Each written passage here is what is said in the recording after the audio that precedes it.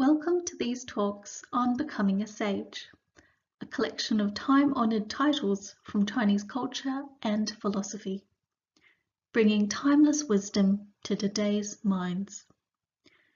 We'll continue to explore the first title in the series, In the Words of Children. In Chinese, 小儿语. As the title suggests, the author has distilled Confucian scholarship into words that even children can understand. To us, it provides a very accessible introduction to the broad learning of Confucianism. The last time we explored themes of calm composure, humility, and resilience. This section focuses on self-development, friendship, how to achieve trust and influence. Let's get started with the next line. My faults need not be hidden. Hiding is futile and adds another wrong. This passage addresses the hallmark of Confucian learning, that learning leads to self-improvement. It's not simply of theoretical interest, but of practical relevance. Now, many scholars have noted that ancient Chinese philosophy addresses the very question of how to lead better lives. It is through learning. The earliest Chinese essay on education, written over 2,000 years ago, likened this learning process to polishing jade. Now, why would that be the case? Raw jade is just like a rock, just like this photo here, and it must be cut, carved, and polished before it becomes a treasure, like the famous jadeite cabbage at Taiwan's National Palace Museum. The whole painstaking process of cutting, carving, and polishing eradicates imperfections to reveal the splendor of the gemstone. Learning is like an internal process of polishing and refining, termed cultivation. Why cultivate? The record on education states, a piece of jade that remains unpolished will not become a vessel. A person who does not learn will not know the Tao. Now, the Tao is translated into English as the way. It's the way of the sages. Just like a piece of raw jade that must be worked on to become a treasure, we have to cultivate to become a sage, to realize our innate potential, our treasure within. Confucianism explains that all of us have the potential to become a sage. We simply need to cultivate. And the most crucial part of this process is identifying areas for improvement, which is what this passage describes here as our faults. We all have faults, but it is how we work on them that makes the difference. The Chinese philosopher Mencius observed that if a person had a crooked finger and they discovered a doctor who could fix the problem, they would immediately get it fixed, no questions asked. But when it comes to internal issues that are not physically apparent, most people tend to be stuck in a rut. But just looking at the term fault in Chinese and Middle English actually helps us. Fault in both languages is derived from a loss or a lack. So discovering areas for self-improvement is seen as a gain. It's a positive thing. Through cultivation, we recover facets of the sage within, manifesting innate moral qualities known as virtue. In fact, virtue and gain in Chinese share the same pronunciation. They're both pronounced as de, and so gain was used to denote virtue. The earliest Chinese dictionary, called the Shuowen Jiezi, states that virtue provides benefits for others and internal gains for oneself. Now, these gains are tangible because virtue leads to good fortune. The Chinese talk about 5 types of fortune. They are health, including physical health and mental well-being, wealth, a successful career and social standing, longevity, love of virtue, which is a noble character, and peaceful passing. And this originates from the Book of Documents, which is part of the Confucian canon. These are tangible gains that are part and parcel of our cultivation. Nowhere is this more apparent than in a genre of texts known as the ledgers of merit and demerit. These are like guidebooks setting out how to achieve fortune and avoid misfortune. In these ledgers, there's lists of good deeds and misdeeds that are allocated certain merit points and demerit points. Keeping daily tallies helps in our self-cultivation and keeping track on our character cultivation. But it's also knowing whether we will achieve reward or encounter retribution. Now, actually, the text in the Becoming a Sage series provides the principles and attitudes underpinning the ledgers, and these principles are universally applicable. Along with the ledgers, there were collections of real-life stories taken from historical records and biographies that provided evidence of people who did receive reward and retribution. In relation to this passage on not concealing our faults, there's a really good story of a Chinese statesman who lived in the 16th century, and his name was Xu Jie. Now, earlier in his career, he was assigned to the post of education supervisor, and this role included reviewing essays and examination papers. One time, he thought that a candidate made up a sentence in his writing. However, when the candidate appealed the decision, Xu Jie realized that this sentence was actually taken from a Han Dynasty text. Xu Jie publicly apologized, admitted his limited scholarship, and conferred the appropriate award to the student. All who were present admired him for his courage and honesty in not concealing his error, and he later had a successful career, ultimately becoming the Chief Grand Secretary. So, Xu Jie identifying his fault led to positive outcomes for both himself and the student. There's a wonderful piece of calligraphy by Venerable Master Ching Kung.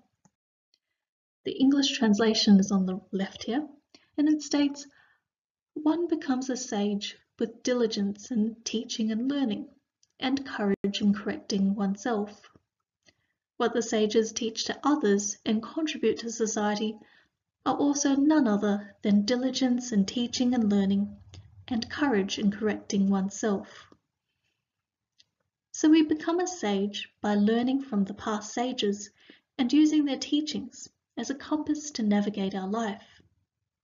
At the same time, we need to improve ourselves, and by doing so, we set a positive example for others, which is one of the most effective ways of teaching and influencing others, because actions speak louder than words.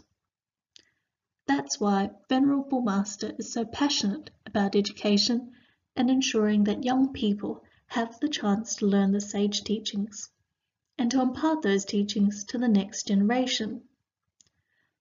In this way, we can cultivate, and our learning can lead to self-improvement. That's "My faults need not be hidden. Hiding is futile and adds another wrong." Let's take a look at the next line. Accidents should be openly admitted. Who hasn't made a mistake? All of us make mistakes, but how we address it makes the difference. Traditional Chinese education was about preventing mistakes and poor habits from forming. But this was not unique to Chinese education. Aristotle once said, "It makes no small difference then whether we form habits of one kind or of another from our very youth. It makes a great difference, or rather all the difference." We can see that moral development was a key aspect of both ancient Greek and Chinese education. with the key strategy being prevention.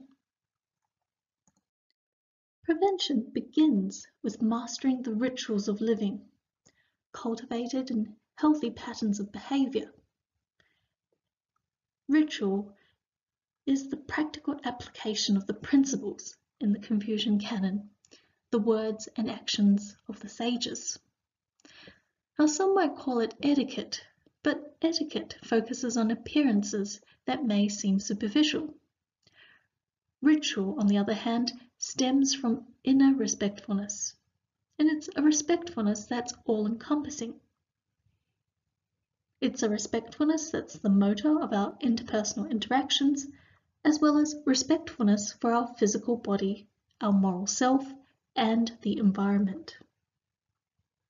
Now, the foundational level of education focused on learning ritual. If we look at the primers teaching the rituals of day-to-day life, there are many instructions in there that we would consider to be common sense. Now, just to give you an idea of what ritual instruction involved, we've taken some extracts from a text known as the Guidelines for Learners, also 弟子规 in Chinese, and it's a primer that's been popular since the 18th century.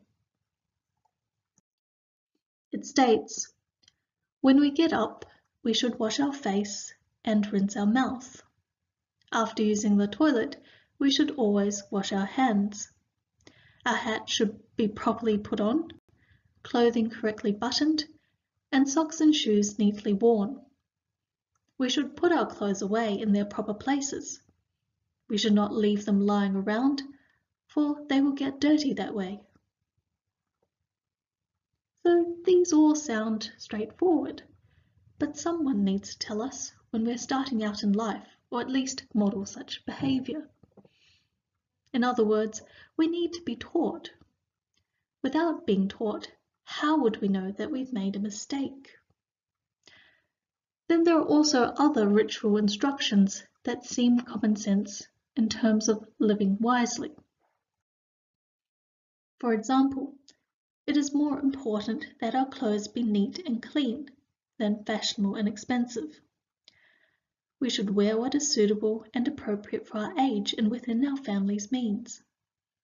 Avoid doing things in a hurry, since acting in haste will lead to many mistakes. Do not be afraid of a task that is difficult, or become careless when a job is easy. So we can see that the scope of ritual is extensive, and there's no equivalent single virtue in English. Covers official ceremonies such as ancestral commemoration to rules of personal comportment and social etiquette. However, while the activities may be wide-ranging, what they have in common is that they express reverence and are learned. Without learning about this, we just wouldn't know. So we can see the value in these primers and in ritual instruction and why they're being taught today in many parts of the world. Let's take a look at the next line. Admit our wrongs and avoid lying. Once exposed, who would support you? The first part of the first sentence is about being open and honest about our faults. Let me tell you the story of Commander Lian Po and the Chancellor Ling Xiangru. They lived in around the 4th century before the Common Era in the ancient Chinese state of Zhao. Prior to becoming the Chancellor, Ling Xiangru was actually the ambassador for the state of Zhao, and he managed to recover the state treasure, which was a valuable jade disc, from the state of Qin. For having rendered outstanding service, Ling Xiangru was promoted to become the Chancellor, at the time the highest public office in the state. But this was not well received by all. Commander Lian Po was highly distinguished for his military service, and he resented the fact that Ling Xiangru had been promoted above him. While he had risked his life in the battlefields, He felt that Ling Xiangru had simply said a few words to attain the top job, and he made it known to his colleagues that if he ever saw the Chancellor face to face, he would give him a piece of his mind. Knowing about the disgruntled commander, Ling Xiangru tried to prevent any confrontation by avoiding him altogether. For example, if the commander was attending court, Ling Xiangru would excuse himself from attending that day, saying that he was feeling unwell. One time, the Chancellor was riding in a carriage when he saw the commander's carriage come into view in the distance. The Chancellor quickly directed his driver to turn into another street to avoid the risk of running into each other. Those who were travelling with the Chancellor thought it was all rather strange. They said, "You're the Chancellor. Why should you be afraid of the commander?" Ling Xiangru replied, "If you think about it, I wasn't even afraid of the Qing ruler, nor afraid of reproaching him in front of his court to recover the jade. So why would I be afraid of Commander Lian Po? What I'm worried about is the formidable state of Qing doesn't dare to attack our state because of the presence of Commander Lian Po and myself serving in the state's military and civil service. If they discovered that the commander and I were at odds, our personal differences could spell disaster for our state." So we can see that Ling Xiangru had avoided Commander Lian Po because he was trying to put the public interest ahead of personal differences. When the commander heard about this, he realized that he had been mistaken about the Chancellor's character and competence.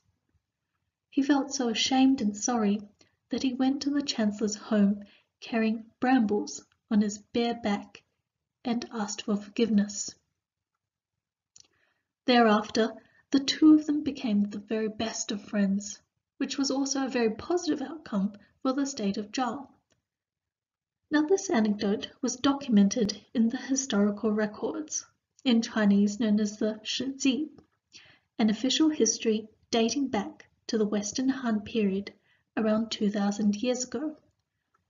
The historical records was completed in the year 94 before the Common Era, and to this day the story is still told, including in primers and even performed in Beijing opera. The Chancellor's foresight and the commander's virtue of recognizing and addressing his error and judgment continues to be extolled 2,000 years later. The second part of the first sentence explains the importance of honesty and trustworthiness. Let's look at the Chinese character for trustworthiness. As you can see, it's composed of two parts, one on the left and one on the right. The character for person on the left and the character for speech is on the right. Put together, they show us that being honest or trustworthy is about standing by our words and meaning what we say. These habits need to be developed early. There's a great story about the official Sima Guang when he was only 5 years old. Some walnuts had been dishevelled, and he was trying to remove the thin layer of skin stuck to the walnut kernel. A servant helped him by putting the walnuts into boiling water, after which the skin could be easily removed. When his sister came in, she was really impressed and asked whether he had done this all himself. The young Sima Guang actually lied, not admitting that he had been helped. His father, who was present, immediately chastised him for his dishonesty, and Sima Guang remembered this for the rest of his life. Sima Guang grew up to be a distinguished statesman and historian, best known for writing the monumental work known in Chinese as the Zizhi Congjian, which in English has been translated as the Comprehensive Mirror to Aid in Government. He was well known for his upstanding character, and famously said that throughout his whole life and career, he never did anything that he would be ashamed of others knowing about. Honesty ultimately begins with honest self-evaluation, and that's a vital step in the cultivation process. There's a text known as The Great Learning that was part of the compulsory curriculum for 2,000 years, and it outlines the cultivation process. One of the steps is outlined here, and it is to make the intention sincere, which means being without self-deceit. Not to deceive oneself is not to act contrary to our innate potential and the sage within. Here the Great Learning presents two analogies. The first is if we smell something odorous, we instinctively avoid the smell. The second is if we see a beautiful colour, we instantly like it. And this is saying that honesty is about being fond of the good and disliking the bad as instinctively as our senses of sight and smell. What happens when we do this? The Great Learning states this is called being content in oneself. We achieve a feeling of peace and contentment. And it's a mental well-being that's one of the 5 good fortunes. So that's why it says here, admit our wrongs and avoid lying. Once exposed, who would support you? Let's take a look at the next line. To become a good person, we must seek good friends. If the yeast is sour, how can the wine be sweet? It's an observable truth that we are influenced by the company we keep, the friends we make, either human or literary. The French philosopher Montaigne had these words to say: as our mind is strengthened by communication with vigorous and well-regulated minds, it's not to be imagined how much it loses and deteriorates by continual intercourse and association with vulgar and feeble-minded people. Now this highlights the importance of choosing our friends wisely.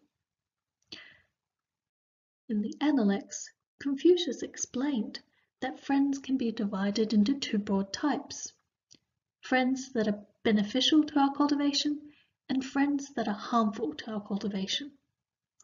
So it'd clearly be helpful to know the difference between the 2. First, beneficial friends include those who are straightforward, understanding, and well-informed. The 3 kinds of harmful friends are those who are hypocritical, sycophantic, and glib-talking. Now, the 20th century Confucian scholar Professor Li Bingnan explains that beneficial friends need not be talented or rounders, because we can't expect anyone to be perfect. But as long as they possess one or more of these 3 positive traits, they are a friend to have. So what do we mean here by straightforward friends, understanding friends, and well-informed friends? First, straightforward friends are sincere.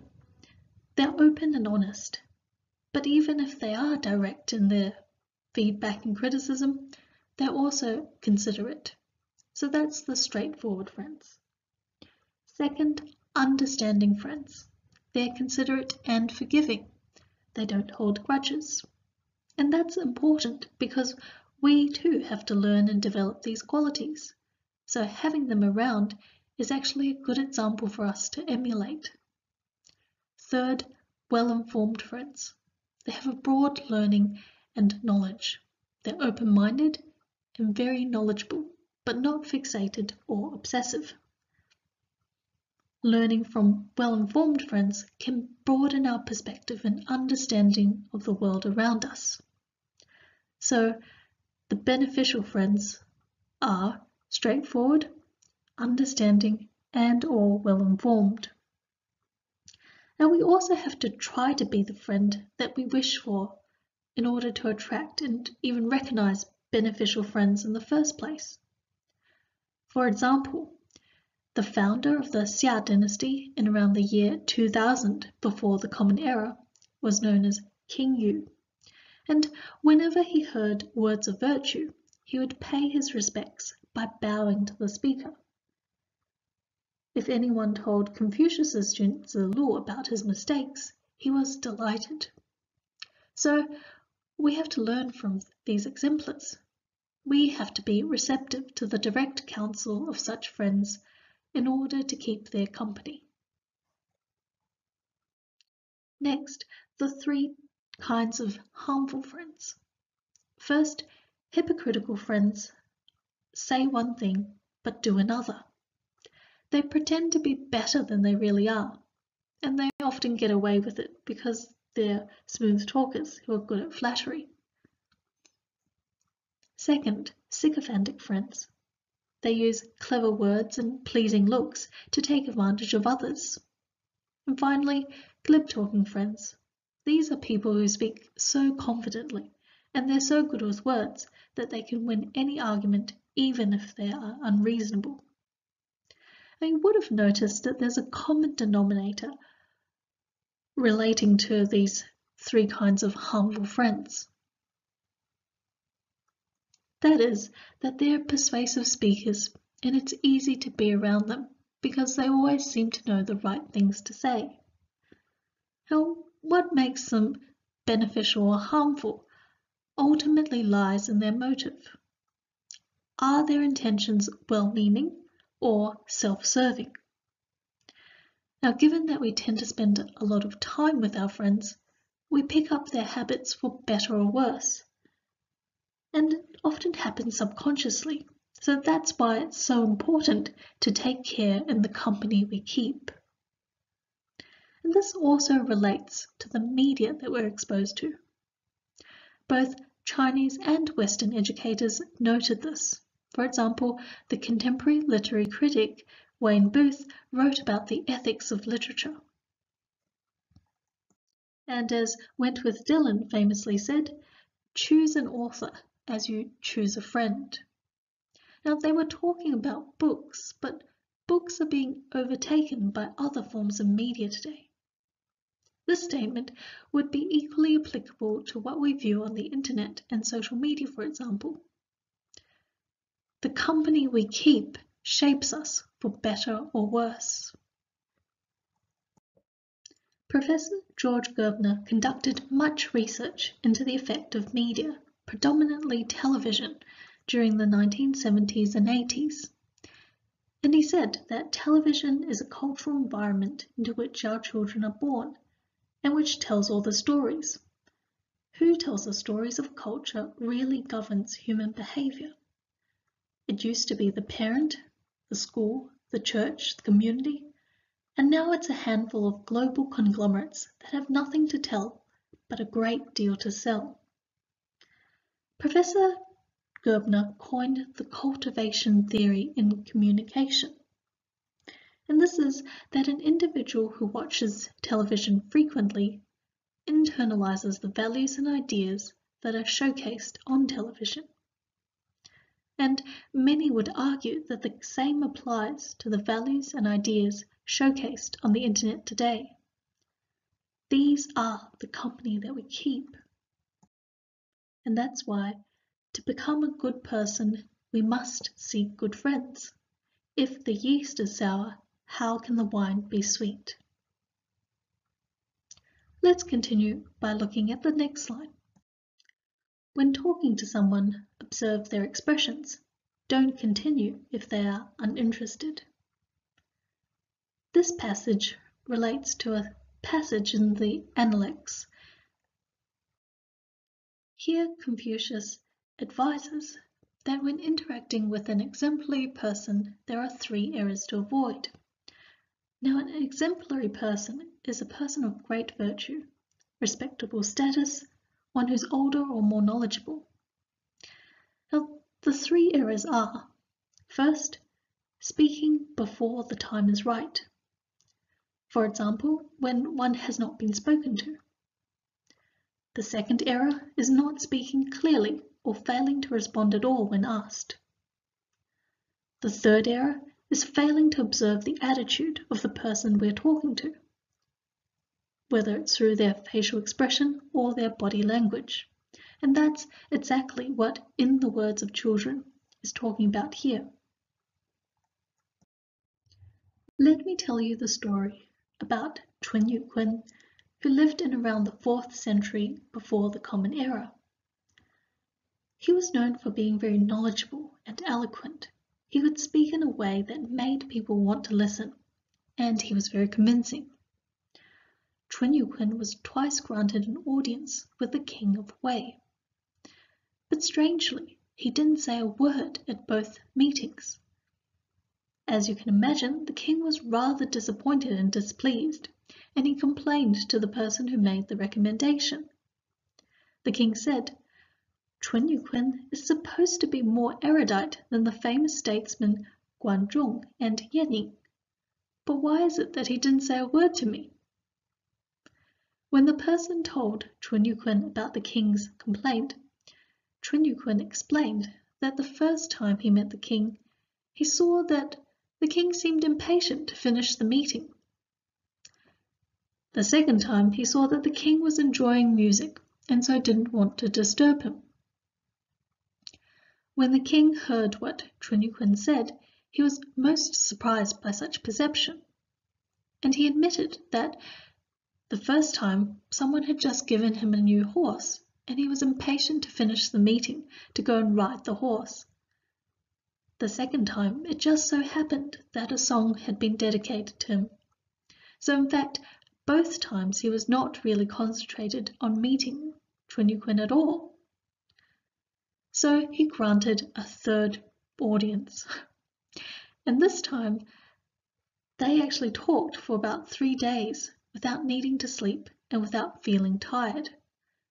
The king was so impressed that he wanted to appoint Chun Yuquan as a senior official.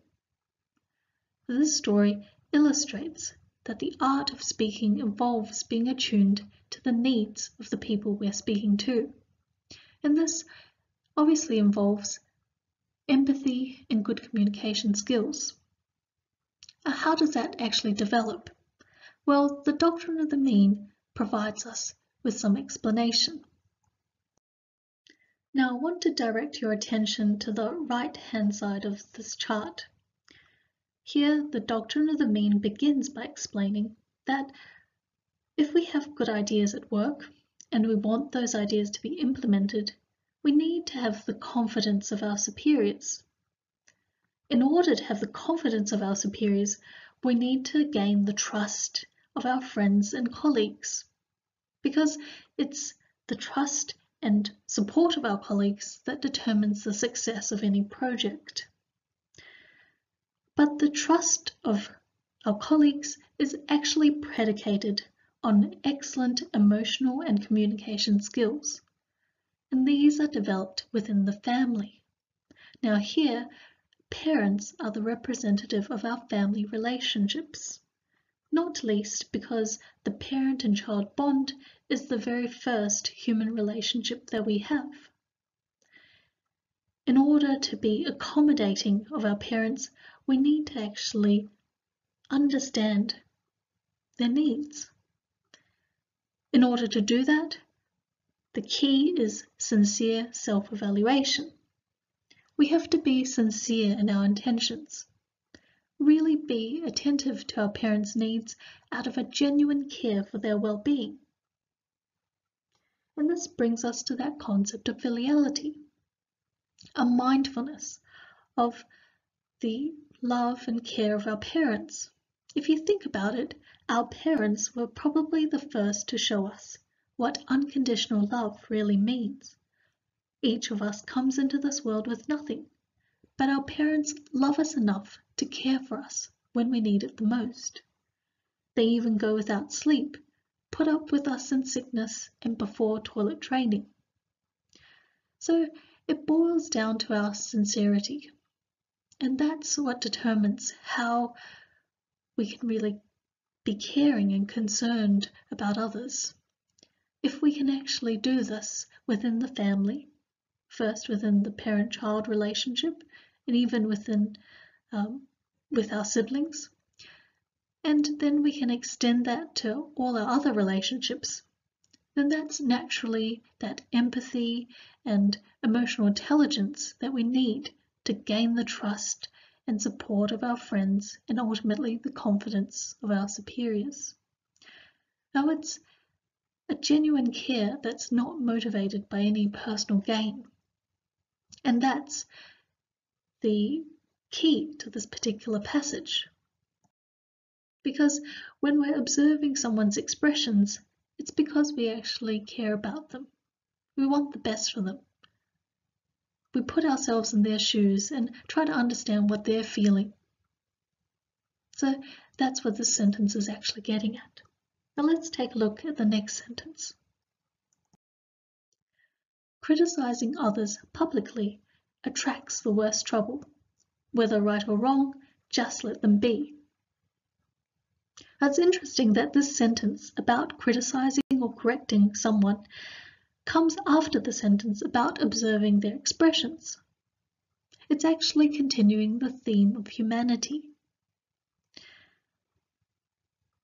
When we want the best for others, when we love others, we try to give them advice. The guiding principle here is to praise in public and criticize in private. There's an ancient saying that tells us that there are 7 situations in which not to scold our children, and this generally applies to even criticizing other people. So let's take a look at them now. First, never criticize in front of others. Now, others can be non-family members or any third party. Being publicly criticized is humiliating for anyone at any age. Compliments are generally welcomed in a public setting, and that's because if someone has strengths that are worthy of emulation, praising them in front of others will encourage them to keep up the good work and inspire more people to follow their good example. On the other hand, criticism and frank advice should be saved for a private conversation with no one else around. Second, never criticize after the person feels remorseful. If they already know that they're wrong, instead of laboring the point, it's better to help them improve. Third, never scold or criticize at bedtime, and this is particularly the case for children. Being scolded before bedtime potentially causes poor sleep quality and nightmares, which doesn't provide the best start for a fresh tomorrow. Fourth, never criticize during meals.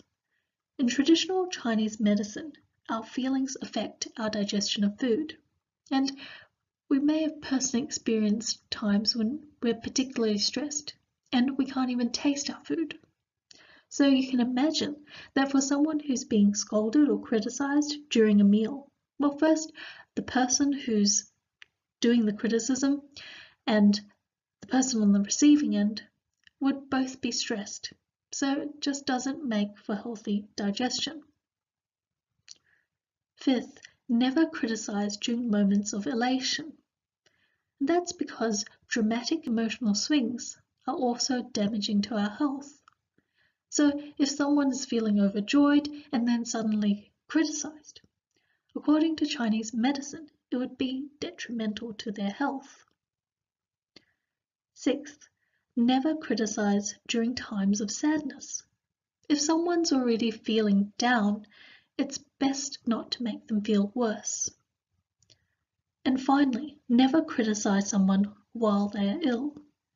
Periods of acute illness require all the body's energy to combat the pathogens and for them to recuperate. During this time, the sick person needs to feel loved and supported to make a good recovery. So if we encounter any of these 7 situations, it's best to reserve the criticism until another time.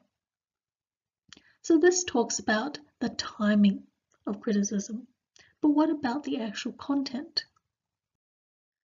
The Chinese philosopher Hong Yiming of the early 17th century advised that when criticizing someone for a mistake, do not be too severe. We must consider how much the recipient can take. When educating someone to practice goodness, do not expect too much. We must consider how much the recipient can follow. So, in giving criticism, it's important to consider how much feedback the person is willing to accept from us and not be too harsh. At the same time, in giving instruction, we need to be realistic about the individual's circumstances. What are their aptitudes or interests? And ultimately, there needs to be a sense of trust, a certain level of trust really established in the relationship before we can even provide such frank advice. So this particular sentence highlights understanding the timing as well as articulating the content of our criticism. Let's take a look at the next slide. Spreading rumors and making mischief. Who would not fear you? Also beware of the law and causality. Now, this passage talks about how we achieve our influence and authority, and it relates to early Chinese political philosophy. Mencius talked about two rulership models, rulership by king and rulership by hegemon. The king was considered a true ruler because their leadership was based on moral character and their practice of virtues like humanity. The king was someone that other statesmen would admire and want to follow. On the other hand, rulership by hegemon was characterized by military conquests and coercive tactics. Now, the book of the Mencius actually begins with a series of conversations that Mencius has with state leaders at the time. One of these state leaders was King Xuan of the state of Qi, a small but powerful state at the time, perhaps like a G20 country today. King Xuan asked Mencius for advice on achieving hegemony, which was achieving supremacy over the Chinese Empire. Mencius recommended kingship over hegemony, and he provided a series of detailed policies to help this. For example, Mencius talked about providing a conducive environment whereby the people could live and work in peace, prioritizing education so that everyone could understand the value of virtue, and being sparing in taxes, labor conscription, and punishments. By implementing these policies, the king could provide benevolent government and become a true king. By improving his own state instead of undertaking military expeditions, the king could avoid incurring enemies, and his positive role model would be admired and followed by other states. How are the rulership models of kingship and hegemony relevant to this passage? How a person goes about achieving authority is analogous to these two models. This passage describes someone who is unscrupulous and corresponds to the hegemon. But there is an alternative to creating rumors and making mischief, and that is the way of humanity. To build up one's character, knowledge, and skills, which naturally inspires the following of others.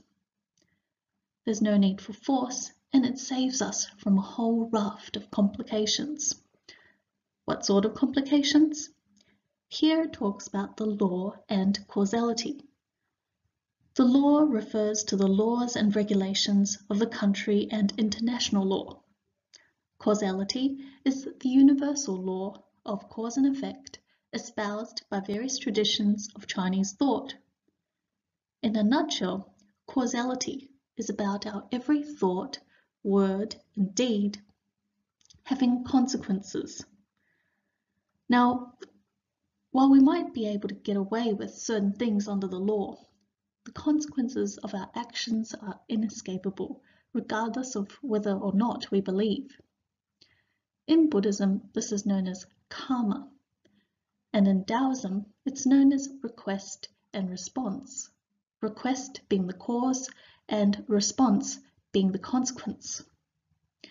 There's actually a foundational Taoist text known as the Treatise on Request and Response, and it's included in the 6th volume of the Becoming a Sage series. This text explains that there are spirits on earth and in heaven that oversee a person's deeds. The spirits are able to know what happens in the future. They can hear and understand everything. They know what we're thinking. They know what we've done in the past, even if we don't remember, and they can travel anywhere and everywhere. This means that whatever we think and do are recorded and known, and we're bound to experience the rewards for our good conduct and punishments for any misconduct in due course. The very opening passage of the Treatise on Request and Response tells us, "There are no gates to fortune and misfortune. They are simply the result of our conduct. Receiving reward and retribution are as sure as the shadow following its form." So even if it seems that there are no consequences right now, it's simply a matter of time. And the consequences are obviously related to the magnitude of our good deeds or misdeeds. So what are the consequences of our misdeeds? It continues by saying, based on the severity of the offences, one's lifespan is shortened by units of 100 days. At the same time, we incur financial loss, experience distress and troubles, become generally disliked, suffer penalty and misfortune, are unhappy and tormented by natural or man-made disasters. Once the 100-day units are exhausted, our life ends. And so, good is rewarded with good, and misdeeds result in negative consequences. If the result is not forthcoming, it's simply a matter of time. We also commonly hear we reap what we sow. Just as we never will grow pears from planting apple seeds, there's not the slightest discrepancy between cause and effect. We also need to be aware that the consequences of our misconduct are not cancelled out by our good conduct. But obviously, the more good seeds we plant, the more favourable outcomes we will enjoy. Just like a seedling takes time to grow into a mature plant, it can take time for us to feel the consequences for better or worse. So that's spreading rumours and making mischief. Who would not fear you? Also beware of the law and causality. Let's take a look at the next line. If I strike others, they retaliate as if I'm hitting myself. If I reproach others, they respond as if I'm scolding myself. Now this passage continues the theme of causality, and it tells us here that attacking others, either physically or verbally, generally leads to retaliation, and that's why these actions are likened to hitting or scolding oneself. Clearly, how we treat others will be how we are treated in return. But this may not always be from the same person. It may be from a third party who we have no influence or control over. And so that's why we have to be careful. Zunzi, who was one of Confucius's foremost students, once said, "Beware, beware, what comes forth from you will return to you." So the next line talks about our responsibilities. Let's take a look. As a living person, I must make a living. If everyone idles, who will provide for you? Now what seems like a simple sentence about having a job is actually underpinned by the more profound concept of filiality. Filiality was so important that Confucius particularly taught the classic of filiality, in Chinese known as the Xiao Jing. We know that Confucius took ownership of the ancient tradition, and it's believed that he preserved and transmitted many canonical writings. Now, despite this, he was still worried that people may not understand how to practice the principles, and so he imparted the classic of filiality to explain moral practice. Now, filiality is about being mindful of the life, love and care received from our parents, and reciprocating their kindness with love and respectfulness, not only in caring for them, but also in how we interact with others. We've previously talked about how our parents provide for our material needs, also educate us, care for us, but importantly, they also help us develop moral qualities. If you think about it, it's through parental care that a child first learns qualities such as empathy, kindness, and trust. We now know that the earliest form of trust in human life is the infant's trust in its mother, and this develops as a response to the mother's love. It becomes the model for their trust in other relationships. The child learns to respond in a like manner, and their feelings, intentions, judgments, and actions serve to evoke innate moral qualities and behavior. And in this way, the bond between parent and child provides the training ground for one's first steps, not just physically, but emotionally. The emotional intelligence and skills acquired through learning to love, respect, and care for our parents are then extended to our interactions with others. Now, how does this work? Filiality is actually an attitude to life, and it serves as the foundation for all our relationships. Zhenzi once said, "Our bodies come from our parents. How can anyone not be prudent in using this body to conduct their affairs?"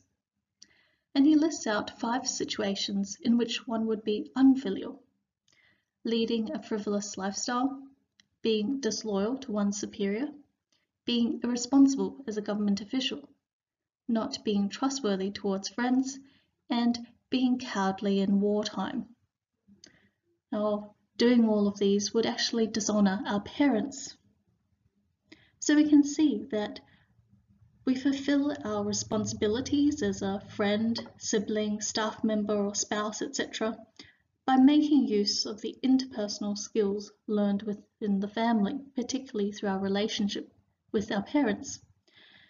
And at the same time, in carrying out our responsibilities to others, we honor our parents, because how we behave in society reflects on our parents and our family. It's safe to say that all parents wish to see their children get along with and be appreciated by others. So if we're able to contribute our skills and our knowledge to the society through making a living, that's actually a form of filiality. In fact, 3 levels of filiality are noted in the literature: minor, intermediate, and great. When we can remember the love our parents gave us and the sacrifices they had to make in raising us, and we are able to forget our own fatigue to make ends meet to serve them, this is minor filiality that takes the form of our physical or mental labors. Next, if I was to be able to revere benevolent virtues and abide in rightness, this is called intermediate filiality that involves good deeds. But the greatest filiality is if we can promote the sage teachings, promoting filiality such that all people care for their parents and prepare adequate offerings for their ancestors. And this is the greatest filiality. This is recorded in the records of rituals. the Li-Ji. So filiality is actually an expression of our humanity. It's the foundation of all our relationships. It motivates us to serve our parents, but also make a meaningful contribution to society. And that's the basis of this passage here. As a living person, I must make a living. If everyone idles, who will provide for you?